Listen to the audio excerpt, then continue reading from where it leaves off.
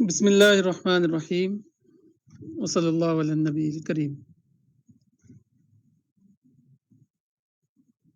جنوری 2024۔ عنوان ہے محبت کے بجائے نفرت۔ میں مراد آباد میں پیدا ہوا، پھر 10 برس بجنور میں رہا،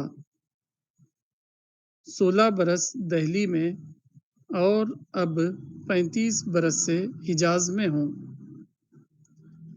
حضرت شاہ عبدالعزیز کے فتوے کی بنا پر میں ہندوستان کو دارالحرب جانتا تھا اور اس کے قیام کو حرام۔ اسی نظریے کے تحت انگریزی دور میں ہندوستان سے ہجرت کی، بلکہ ہجرت شرعی سے بھی کچھ زیادہ۔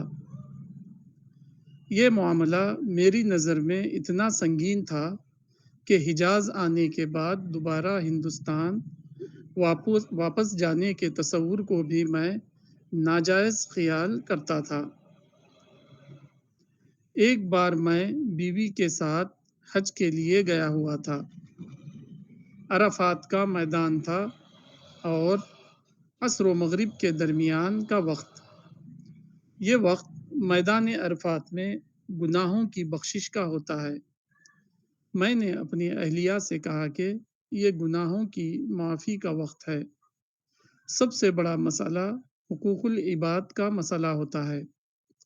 مجھ سے تمہارے حقوق کی ادائیگی میں جو کوتاہی ہوئی ہو اس کو معاف کر دو۔ بیوی نے کہا کہ ایک شرط ہے، وہ یہ کہ تم مجھ کو ہندوستان لے جا کر ایک بار مجھے میرے عزیزوں سے ملا دو۔ ہندوستان کا نام سن کر میرے ہوش اڑ گئے۔ میں اور ہندوستان۔ پھر میں نے اپنے دل میں سوچا کہ ایک طرف دوزخ ہو اور دوسری طرف ہندوستان، تو دونوں میں سے کس کو ترجیح دو گے؟ اس کے بعد میں نے جو فیصلہ کیا وہ آپ خود سمجھ سکتے ہیں۔ یہ ایک بزرگ کی خود نوشت کہانی کا ایک حصہ ہے جو انہوں نے دہلی کے ایک اردو روزنامہ 5 اگست 1981 میں شائع کی ہے۔ یہ کوئی ایک کہانی نہیں، اس قسم کی ان گنت کہانیاں ہیں جو ساری مسلم دنیا میں بکھری ہوئی ہیں۔ موجودہ زمانے میں ایسے بے شمار لوگ پیدا ہوئے جنہوں نے غیر مسلم قوموں کو اسلام کا حریف سمجھ کر ان سے نفرت کی، مگر وہ ان کو اسلام کا مدعو اور مخاطب سمجھ کر ان سے محبت نہ کر سکے۔ ان خیالات کے تحت بے شمار لوگ ایسے ہجرت اور جہاد میں مصروف رہے جس کا کوئی فائدہ نہ دینی صورت میں نکلنے والا تھا اور نہ دنیاوی صورت میں۔ کیسی عجیب بات ہے، لوگوں نے ہندوستان کو دار حرب سمجھا مگر وہ اس کو دار دعوت نہ سمجھ سکے۔ ہندوؤں کو انہوں نے غیر قوم قرار دیا مگر وہ ان کو مدعو قوم قرار نہ دے سکے۔ انگریزوں اور فرانسیسیوں کو لوگوں نے شیطان کے بندے کہہ کر ان کے خلاف جہاد کیا مگر وہ ان کو خدا کے بندے سمجھ کر ان کو خدا سے قریب لانے کی کوشش نہ کر سکے۔ انہوں نے مسلم حکمرانوں اور بادشاہوں کو ظالم ٹھہرا کر ان کی ہلاکت کے منصوبے بنائے مگر وہ ان کو اپنا بھٹکا ہوا بھائی جان کر ان کی اصلاح کی خیر خواہانہ کوشش نہ کر سکے۔ کیسی عجیب تھی یہ ہجرت اور کیسا عجیب تھا یہ جہاد۔ اس عجیب و غریب ہجرت اور جہاد کے نتیجے میں اگر موجودہ دنیا میں اسلام کو غلبہ نہ ہو سکا تو اس میں تعجب کی کوئی بات نہیں۔ یہ ایک عنوان ہے مولانا کے مضامین میں سے۔ عنوان بڑا اچھا ہے، محبت کے بجائے نفرت۔ اس مضمون میں مولانا نے پہلے 2 پیراگراف میں ایک کیس کا ذکر کیا ہے کہ مراد آباد میں پیدا ہونے والے ایک بزرگ اور عالم بھی شاہ عبدالعزیز کے فتوے کی وجہ سے انہوں نے ہندوستان سے ہجرت کی اور وہ مکہ میں مقیم ہو گئے۔ شاہ عبدالعزیز نے بہت پہلے 1800 کے دہے میں ایک فتویٰ دیا تھا کہ ہندوستان دارالحرب ہو چکا ہے، یعنی اب ہندوستان جو ہے مغلوں کے انڈر نہیں رہا، وہ برٹشرز کے انڈر آ گیا ہے۔ اور جب کسی مسلم لینڈ پر غیر مسلموں کا قبضہ ہو جائے تو وہ دارالحرب بن جاتا ہے۔ تو ہندوستان اب دارالحرب ہو چکا ہے، تو بہت بڑے پیمانے پر علماء نے اور مسلمانوں نے انگریزوں اور برٹشرز کے خلاف جنگ کا اعلان کر دیا۔ جب ان کی جنگی کوششیں ناکام ہوئی تو بعض لوگوں نے جو ہے یہاں سے ہجرت بھی کی کہ دارالحرب میں اب رہ کر کیا کریں، دارالحرب یا دارالکفر میں ہمیں ایسی جگہ تلاش کرنا چاہیے جہاں ہم اپنے ایمان اور یقین کے ساتھ رہ سکیں۔ تو کچھ لوگ جو ہے یہاں سے مکہ چلے گئے، ان میں سے ایک صاحب کو مہاجر مکی کہا جاتا ہے، وہ بہت بڑے عالم تھے، علماء دیوبند میں ان کو شیخ کا مقام حاصل تھا، بڑے بڑے علماء ان کو اپنا پیر و مرشد مانتے تھے، لیکن وہ بھی جو ہے ہندوستان سے مکے کی طرف ہجرت کر گئے اور ان کا لقب ہی پڑ گیا مہاجر مکی۔ تو اسی طرح کے ایک کیس کا اس مضمون میں ذکر ہے کہ وہ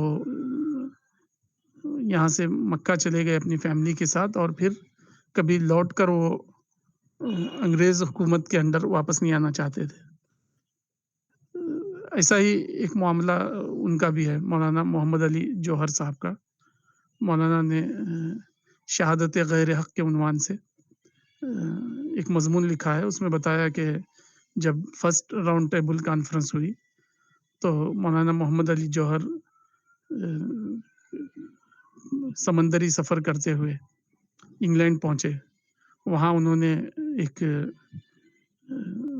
زوردار تقریر کی فرسٹ راؤنڈ ٹیبل کانفرنس میں، اور انہوں نے کہا کہ میں جو ہے ایک غلام ملک کو واپس نہیں ہو سکتا، یا تو آپ مجھے مرنے کے لیے یہیں جگہ دے دو یا جو ہے ملک کو آزاد کر دو، میں ایک غلام ملک میں واپس نہیں ہونا چاہتا۔ تو مولانا نے شہادت غیر حق کے تحت لکھا ہے کہ ایک عالم دین جو ہے انگریزوں کے سامنے جو بات کر رہے تھے اس سے میسیج یہ جا رہا تھا کہ سب سے بڑا مسئلہ تو محکومی اور غلامی کا ہے، خود مختار انسان اور محکوم انسان، یہی سب سے بڑا مسئلہ ہے۔ حالانکہ مولانا محمد علی جوہر کو میسیج یہ دینا چاہیے تھا سب سے بڑا مسئلہ جو ہے نارن تلظہ ہے، یعنی وہ بھڑکتی ہوئی آگ جو اللہ کی طرف سے بھڑکائی گئی ہے، نار اللہ الموقدہ التی تطلع علی الافئدہ، ایسی آگ جو خدا کی طرف سے بھڑکائی گئی ہے اور جس میں ستون جو ہے آگ کے ہیں اس میں انسانوں کو ڈھکیلا جائے گا۔ تو اصل تو شریعت پیغمبر میں آگ سب سے بڑا مسئلہ ہے، لیکن شریعت سیاست میں جو ہے محکومی اور غیر محکومی سب سے بڑا مسئلہ ہے۔ تو مولانا نے اس مضمون میں لکھا ہے یہ شہادت غیر حق تھا، مولانا محمد علی جوہر کی یہ تقریر شہادت غیر حق کی ایک مثال ہے۔ اگر وہ اس کے بجائے جو ہے جیسے رسول اللہ صلی اللہ علیہ وسلم مکے سے نکالے گئے، آپ کے اصحاب بھی نکالے گئے، اور پھر ساتھ ہی ساتھ پراپرٹیوں پر اور ان کے گھروں پر قبضہ کیا گیا، لیکن مدینہ ہجرت کرنے کے بعد سب سے پہلی جو تقریر جو رسول اللہ صلی اللہ علیہ وسلم نے کی، اس میں آپ نے نہ اپنی مظلومی کا ذکر کیا، نہ محرومیوں کا، نہ اپنی پراپرٹی کے چھن جانے کا۔ آپ نے پہلی تقریر میں یہ بات کہی، اتقوا النار اتقوا النار ولو بشق تمرۃ، آگ سے بچو، آگ سے بچو۔ آگ سے بچنا ہی جو ہے سب سے بڑا کام ہے، چاہے اس کے لیے کوئی چھوٹی اپرچونٹی بھی ملے تو اسی کو غنیمت جان کر جو ہے آگ سے بچنے کے لیے اس ایکٹیویٹی کو جو ہے ڈھال بناؤ۔ تو لو بشق تمرۃ، یعنی کھجور کا ایک شاخ، کھجور کا ایک ٹکڑا ہی کیوں نہ ہو، وہی جو ہے ذریعہ بن رہا ہو تو اسی کو اپرچونٹی سمجھو آگ سے بچنے کے لیے۔ تو اس مضمون میں مولانا محمد علی جوہر صاحب کے علاوہ کہ ایک اور صاحب کا ذکر ہے، تو وہ صاحب لکھتے ہیں کہ میں اپنی بیوی کے ساتھ جو ہے جب وہاں تھا، حجاز میں رہتا تھا میں، تو حج کے لیے گیا۔ مغرب اور عصر کے بیچ میں کا جو وقت ہے وہ گناہوں کی معافی کا وقت ہے، تو انہوں نے سوچا کہ جو ہے اللہ تعالیٰ جو ہے سب سے پہلے سوال تو حقوق العباد کے بارے میں کریں گے، تو ان کے ساتھ ان کی محترمہ تھی، تو محترمہ سے انہوں نے کہا کہ میں نے حقوق کی ادائیگی میں جو بھی کمیاں کی ہیں اس سلسلے میں تم مجھے معاف کر دو، کیونکہ یہ جو ہے معافی کا وقت ہے۔ تو ان کی محترمہ نے ان سے کہا کہ ہاں، میں ایک شرط پر آپ کی کمیوں کو معاف کروں گی۔ انہوں نے پوچھا وہ کیا ہے؟ کہا کہ مجھے جو ہے ایک مرتبہ ہندوستان لے چلو تاکہ میں اپنے مراد آباد، بجنور، دہلی، سہارنپور کے رشتہ داروں سے ایک بار، عزیزوں سے جو ہے ملاقات کر سکوں۔ تو بہرحال وہ کہتے ہیں کہ جو ہے ہندوستان واپسی کا بیوی کی زبان سے لفظ سن کر جو ہے میرے ہوش اڑ گئے۔ بہرحال تو مولانا جو ہے اس کیس کو جو ہے لوگ یہ سمجھتے ہیں کہ دیکھو کتنے پہنچے ہوئے بزرگ تھے، کیا خدا ترسی اور کا معاملہ تھا، تقوی کا معاملہ تھا۔ لیکن مولانا یہ کہہ رہے ہیں کہ جو ہے سوچنے کی بات یہ ہے کہ ان متقی انسانوں سے محبت کرنا کیوں نصیب نہیں ہوا۔ کوئی بزرگ تھے مراد آباد یا کہیں کے، وہ یہ کہتے تھے کہ جو ہے انگریز کا چہرہ مجھے دیکھنا پسند نہیں ہے، حالانکہ بہت بڑے بزرگ تھے۔ تو مولانا یہ کہتے ہیں کہ جو ہے کیوں اتنا ناپسند تھا، کیا ان تک خدا کا پیغام پہنچانا ہمارے علماء کی ذمہ داری نہیں تھی؟ یہ تقویٰ کا انہوں نے کون سا اسٹینڈرڈ جان لیا تھا کہ انسانوں کے چہرے دیکھنا نہیں چاہتے تھے۔ تو مولانا یہ کہہ رہے ہیں اس آرٹیکل میں کہ ہندوستان کا دار حرب ہونا تو انہوں نے جان لیا، لیکن دار دعوت اور دار محبت ہونا انہوں نے نہیں جانا۔ تو جاننے کی جو چیز تھی وہ یہ تھی کہ جو ہے ہندوستان جو ہے مدعو قوموں سے بھرا ہوا ہے، انگریز قومیں جو ہے خدا کے بندے ہیں نہ کہ شیطان کے بندے، ان تک خدا کا آخری پیغام پہنچانا اب امت کے ذمے کر دیا گیا ہے، امت کے علماء کے ذمے اس کو خصوصی طور پر حوالے کیا گیا ہے۔ تو مولانا یہ کہتے ہیں کہ جو ہے سارے ہی ہمارے اہل علم حضرات، ہمارے سارے قائدین حضرات نفرت غیر میں پڑے ہوئے تھے، کوئی جو ہے محبت کا کیس نہیں بنا۔ ہر آدمی کا کیس ہم جب دیکھتے ہیں تو وہ نفرت غیر، عداوت غیر کا کیس نظر آتا ہے، حالانکہ جو ہے ہمارے علماء کو محبت انسان کا کیس نظر آنا چاہیے تھا۔ تو مولانا یہ کہتے ہیں کہ یہ جو ہے معیار کو کھونے کی وجہ سے انہوں نے جو ہے تاریخ کو اپنا معیار بنایا۔ مولانا یہ کہتے ہیں کہ جو ہے چونکہ تینوں بر اعظموں میں، ایشیا، یورپ اور افریقہ پر ایک لمبے عرصے تک مسلمانوں کو پولیٹیکل پاور حاصل رہا۔ اس کے بعد سنت اللہ کے تحت، لا آف نیچر کے تحت اللہ نے جو ہے دوسری قوموں کو اس کا موقع دیا۔ مثال کے طور پر ویسٹرن نیشنز کو، ویسٹرن نیشن نے کالونیل ایج جس کو ہم کہتے ہیں، کالونائزیشن، استعماری دور، تو ویسٹرن نیشن نے جو ہے نئی قوتوں کے ساتھ، نئی صنعتوں کے ساتھ، نئی نالج اور علم کے ساتھ جب وہ زیادہ نافع حیثیت حاصل کر چکی، تو اللہ تعالیٰ نے ان کو زمین کے ایک بڑے حصے پر، انکلوڈنگ مسلم ورلڈ، مسلم پارٹ، ان کو ڈومیننس دیا، غلبہ دیا۔ تو اب مسلمانوں کو یہ سوچنا چاہیے تھا کہ وہ کولیبریٹو مائنڈ کے ساتھ کام کرے، یعنی ویسٹرن نیشن کے پاس جو خدا نے مادی اور علمی ترقیاں دی ہے اس کو حاصل کریں، اور خود ان علماء کے پاس جو خدا کا آخری محفوظ کلام تھا اس کو ان کے ساتھ شیئر کریں۔ تو اگر علماء کولیبریٹو مائنڈ کے ساتھ ورک کرتے تو وہ اس ہندوستان کو یا دوسرے حصوں کو دارالحرب، دارالکفر، دارالعداوہ نہیں کہتے، وہ کہتے یہ دارالانسان ہے، دارالدعوہ ہے، دنیا دارالمحبت ہے، سارے انسان سبجیکٹ آف محبت ہے، نہ کہ سبجیکٹ آف اینیمیٹی اور نفرت ہے۔ ان کو یہ سمجھ میں آتا، چونکہ انہوں نے خدوا ہی جو ہے نظر انداز کر دیا۔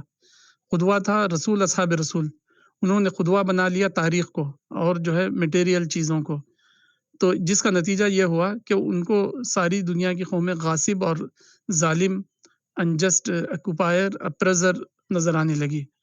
اگر وہ یہ سمجھتے کہ خدا جو ہے زمین پر حالات کو بدلتا رہتا ہے، وہ تلک الایام نداولها بین الناس، ہم لوگوں کے درمیان ایونٹس کو جو ہے ریپیٹ کرتے رہتے ہیں، ہسٹری ریپیٹس اٹ سیلف، یعنی کس طرح ریپیٹ ہوتی ہے؟ اللہم مالک الملک تؤتی الملک من تشاء وتنزع الملک ممن تشاء، خدا جس کو چاہتا ہے پولیٹیکل پاور دیتا ہے اور جس سے چاہے چھینتا ہے۔ یہود سے چھینا گیا تو وہ بھی نفرت کا شکار ہوئے۔ رسول اللہ نے کہا کہ یہود نے بھی اپنے آپ کو V I P nation, chosen nation, ruling nation by birth تصور کر لیا۔ یہی معاملہ اس امت کے ساتھ بھی ہوگا۔ خدا نے ان کو ایک خاص مقصد کے تحت زمین پر ڈومیننس دیا ہے، یعنی قرآن کی حفاظت اور اسلام کی حفاظت۔ جب وہ اس کی ضرورت نہ ہوگی تو اس پولیٹیکل پاور کو وہ ان سے واپس لے لے گا، لیکن وہ اپنے سیلف کلیم ذہن کی وجہ سے یہ سمجھیں گے کہ پولیٹیکل پاور پرماننٹ ہماری مونوپولی ہے، اور جب یہ مونوپولی ختم ہو جائے گی تو وہ جو ہے دنیا کی قوموں کو ایکسپلائٹر اور جو ہے اپریزر کے طور پر دیکھنے لگیں گے، جیسے یہود دیکھتے ہیں۔ یہود اپنے آپ کو مظلوم نیشن، مظلوم کمیونٹی سمجھتے ہیں، اور سمجھتے ہیں کہ ساری دنیا جو ہے ان کی دشمن ہو گئی ہے۔ تو یہی رسول اللہ صلی اللہ علیہ وسلم نے پیشن گوئی کی تھی، لَتَتَّبِعُنَّ سَنَنَ مَنْ كَانَ قَبْلَكُمْ شِبْرًا بِشِبْرٍ، کہ تم اہل کتاب کی طرح جو ہے وہی انحرافات، وہی ڈیویشن، وہی رانگ مائنڈ سیٹ اور تھنکنگ پر چلو گے جیسے اس سے پہلے یہود چل چکے ہیں۔ یعنی یہود کو جو ہے حضرت ابراہیم اور حضرت اسحاق، حضرت یعقوب، حضرت یوسف کا نمونہ دکھائی نہیں دیتا، ان کو بس ایک ہی نمونہ دکھائی دیتا ہے، سلیمان کے دور کی شان و شوکت، یعنی حضرت سلیمان علیہ السلام اور داؤد علیہ السلام کے زمانے میں یہودیوں کو پولیٹیکل انرجی ملی، پولیٹیکل سکسیس ملی، اور انہوں نے ایک گریٹ کنگڈم بنائی اسرائیل کے اندر یا فلسطین کے اندر۔ تو اب جو ہے سارے ہی یہودی جو ہے اسی خواب میں رہتے ہیں کہ واپس جو ہے وہ سلیمان اور داؤد کے دور کی عظمت کو واپس لائیں۔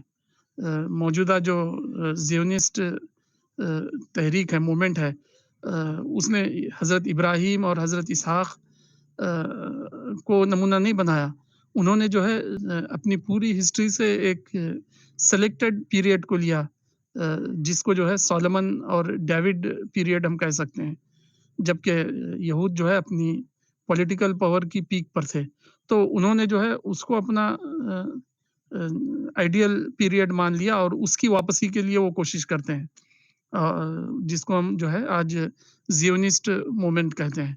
सारे यहूदी इस तरह नहीं होते, लेकिन उनमें एक बड़ी तादाद जो है ज़ियोनिज़्म के अंडर उनके इन्फ्लुएंस में वर्क करती है और उसी के तहत उन्होंने जो है ये मॉडर्न इस्राइल स्टेट बनाया है, ताकि सुलेमान और दाऊद की शान और शौकत को वापस लाएँ।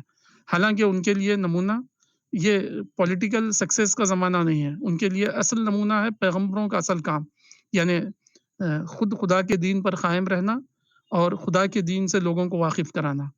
अगर वो इस तरह नहीं करेंगे तो बाइबल का जो की किताब जो है अहबार, अहबार का जो है 26 बाब आप देखें तो उसमें जो है वाज़े तौर पर बताया गया है कि जब ये खुदा के दीन के दाई और रिप्रेजेंटेटिव नहीं बनेंगे तो खुदा उनसे ये सब छीन लेगा। लेकिन उसके बावजूद जो है अपने करेक्शन के बगैर जो है वो ज़ियोनिस्ट मूवमेंट चलाते हैं। अपना करेक्शन किए बगैर वो पॉलिटिकल मूवमेंट चलाते हैं और ये समझते हैं कि वो जो है सुलेमान और हज़रत दाऊद के को फ़ॉलो कर रहे हैं, उनके दौर की शान और शौकत को वापस लाने का नेक काम अंजाम दे रहे हैं। हालाँकि जो है कुरान के मुताबिक पॉलिटिकल पावर ये खुदा के अपने फैसले के तहत मिलता है किसी को, ना कि उसके अपने विशफुल थॉट्स की बिना पर। तो मुसलमानों का मामला भी यही हुआ। मुसलमान भी यही समझते हैं कि हमें अब वापस जो है वो ग्रेट एम्पायर वाला दौर वापस लाना है। उस हिस्टोरिकल ग्रेटनेस को जो है वापस रिटर्न करना है, वापस अचीव करना है। कोई मुसलमानों में जो है वो इंसान नहीं है जो ये कहता हो कि जो है हमें रसूल और असहाब रसूल को खुदवा बनाते हुए दाई का काम अंजाम देना है। दुनिया की कौमों को जो है मदऊ समझना है, दुनिया की कौमों को जो है सब्जेक्ट ऑफ मोहब्बत और प्रेम समझना है, सब्जेक्ट ऑफ इंज़ार और तबशीर समझना है, सब्जेक्ट ऑफ जो है दावत और तबलीग समझना है। ऐसा जो है हमें कोई दिखाई नहीं देता। अगर कोई दावत और तबलीग की बात भी करता है तो एक ज़ैली उन्वान के तहत करता है। उसका जो असल जो मकसद होता है वो यही है कि वो पॉलिटिकल पावर को वापस लाएँ, फिर जो है दोबारा शान शौकत के दौर को जो है हासिल करें। तो मौलाना ये कहते हैं कि ये जो है तारीख़ को जो है अपना रेफ़रेंस इमीडिएट रेफ़रेंस मानने की वजह से, अगर कुरान और हदीस को अपना इमीडिएट रेफ़रेंस मानेंगे तो दावत और तबलीग पर खड़े होंगे और दुनिया की कौमों से मोहब्बत होगी। और अगर बात के पॉलिटिकल दौर को अपना आइडियल मानेंगे तो दुनिया की पॉलिटिकल सीट पर डोमिनेंस पर कोई ना कोई ऑलरेडी बैठा हुआ है। तो अब जो है हमारा मुसलमानों का मिशन दावत व तबलीग के बजाय पॉलिटिकल सीट को अनसीट करना होगा। लोगों से जो है पॉलिटिकल पावर जो है स्नैच करने का मूवमेंट बनाना होगा, जिसका नतीजा जो है नफ़रत होगी, मार-काट होगी, दुनिया की कौमों से झगड़ा होगा और फिर जो है इसका नतीजा भी कुछ निकलने वाला ना होगा।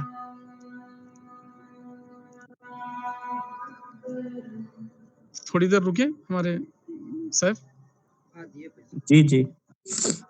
ना हो रही है, थोड़ी देर रुकते हैं, उसे कंप्लीट करें।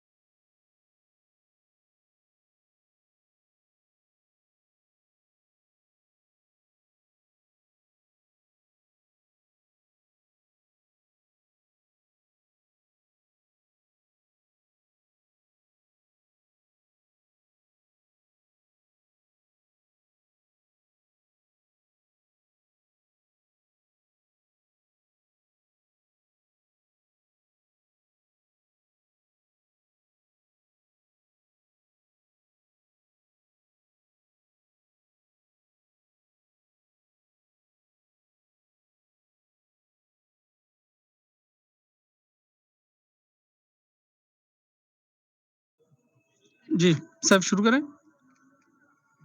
جی جی تو خلاصہ یہ ہے کہ مسلمانوں نے جو ہے اسوہ نبوی اور اسوہ صحابہ کو مس کر دیا ہے۔ وہ مختلف چیزوں کی بازیابی کے لیے کوشش کرتے ہیں۔ بازیابی یعنی ریگین کرنا، ری اچیو کرنا، دوبارہ جو ہے اس کو اپنے قبضے میں کرنا۔ تو ساری کی ساری مسلم قوم جو ہے، مسلم کمیونٹی کا کیس یہ لگتا ہے کہ وہ جو ہے ہر جگہ جو ہے بازیابی کی کوششوں میں لگے ہوئے ہیں کہ فلاں ڈھانچے کی بازیابی، فلاں لینڈ کی بازیابی، فلاں گریٹنیس کی بازیابی۔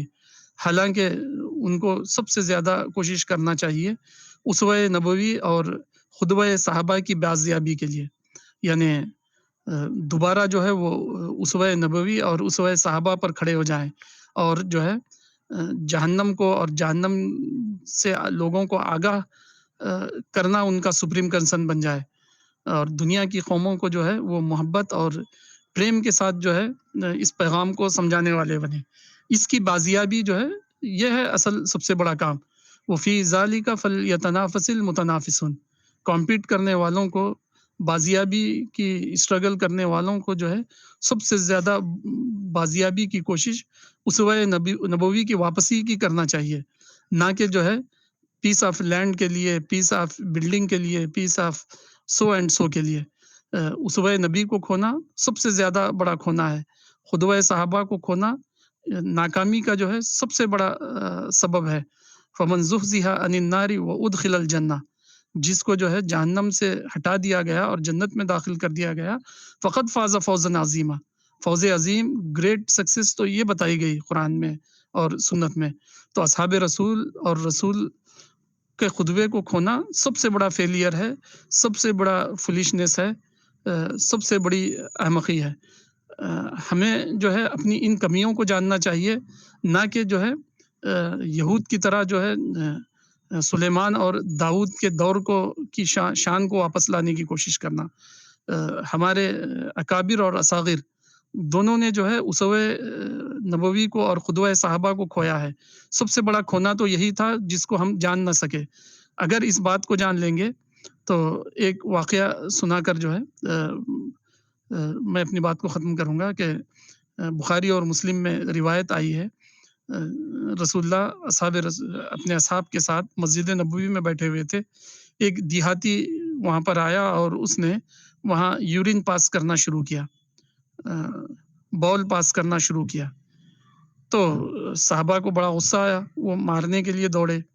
اصحاب رسول کے اس ری ایکشن کو دیکھ کر رسول اللہ نے ان کو روکا اور کہا کہ جو ہے بدوی کو، عربی کو اپنی ضرورت پوری کرنے دو۔ اور جو ہے جب اس نے اپنی ضرورت پوری کر لی تو اصحاب سے رسول اللہ نے کہا کہ اللہ نے تم کو لوگوں کے لیے رحمت اور بلیسنگ بنا کے بھیجا ہے، مار کاٹ کرنے کے لیے نہیں۔ اور پھر جو ہے عربی کو بلا کر سمجھایا کہ مسجد جو ہے یہ جو ہے پریئر اور جو ہے خدا کے ذکر کے لیے ہے، یہ بول و براز کرنے کی جگہ نہیں۔ تو وہ بدو جب اپنے قبیلے میں واپس گیا تو اس نے کہا کہ میں نے محمد کی عبادت خانے میں جا کر ایسی ایسی حرکت کی، ماں قہرنی محمد ولا ضربنی محمد، محمد نے نہ مجھے مارا اور نہ مجھے ڈانٹا۔ تو یہ تھا اسوہ رسول، جس کو اصحاب رسول نے جو ہے اپنایا اور بہت ہی کم وقفے میں جو ہے دنیا کو انہوں نے اسلام کے پیغام کو ماننے پر جو ہے مجبور کیا، ان اپنے اخلاق سے، اپنے کردار سے، اپنے بیہیویئر سے۔ لیکن جب ہمارے ملک میں ہم دیکھتے ہیں تو ہمارے اہل علم اس کو دارالحرب کہہ کر یہاں سے ہجرت کرتے ہیں، اور ہماری عوام جو ہے چھوٹی چھوٹی باتوں پر جو ہے ری ایکشنری ہو کر اپنی بربادی اور جو ہے تباہی کا سامان کرتی ہے۔ تو معلوم یہ ہوا کہ ہمارے اصاغر اور اکابر، ہمارے باریش اور بیریش، ہمارے ریلیجس اور ہمارے سیکولر، سارے ہی لوگ جو ہے اسوہ نبوی کی بازیابی کی کوشش کریں، اپنی اس سلسلے میں اپنی اس غلطی کو جانیں اور جو ہے قدوہ صحابہ اور اس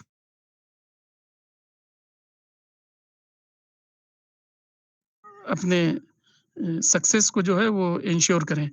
تو اس سلسلے میں جو ہے جو کوئی بھی انسان جو ہے مولانا کے لٹریچر کو پڑھے گا، مولانا وحید الدین خان صاحب کے اور الرسالہ مشن کے، تو اس کو پتہ چلے گا کہ جو ہے کرنے کا اصل کام کیا ہے اور جو ہے کہاں ہم لوگ مس کر رہے ہیں۔ تو الرسالہ مشن ہم سے یہ کہتا ہے کہ سب سے بڑا مسنگ ویلتھ ہماری اسوہ نبی کو کھونا ہے، قدوہ صحابہ کو کھونا ہے، اور سب سے بڑا فارچونیٹ ورک یہ ہے کہ واپس ہم جو ہے اسوہ نبوی اور اصحاب رسول صلی اللہ علیہ وسلم کی طرف واپس لوٹیں۔ اس پر میں اپنی بات کو ختم کرتا ہوں اور دعا کرتا ہوں کہ اللہ تعالیٰ مجھے اور آپ کو اسوہ نبی کی بازیابی اور دریافت اور اس پر عمل کرنے کی توفیق عطا فرمائے، آمین۔ السلام علیکم۔